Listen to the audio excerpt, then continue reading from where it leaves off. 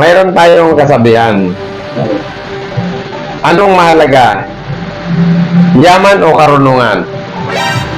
Karunungan. Karunungan. Oo. Marunong ka, wala ka naman pera. Oo.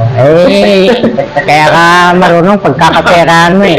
Sige, marunong ka na, wala kang pera. Ano mahalaga? Marunong o pera? Parehas. Ay, hindi. Kung mamili ka lang ng isa, ano? May karunungan. Marunong. Wala ka naman pera. Ikaw, pera. Pera. Wala ka naman marunong. Pera ka. Wala kang tulong. Mauubos. Ito naman, may tulong. Wala naman pera. Wala kang pera. Pagsamahin natin. Hindi. Tama po. Sa buhay ng tao ang mahalaga ay unay pananalig sa Diyos. Pangalawa ay karunungan. Kasi pag ikaw'y marunong, kahit wala kang pera, magkakapera ka. Pero kung ikaw ay maraming pera at wala ka namang runong at walang dunong, o may sa madaling salita, walang pinag-aralan, wala kang patutunan. Oo. Yan. Salamat po.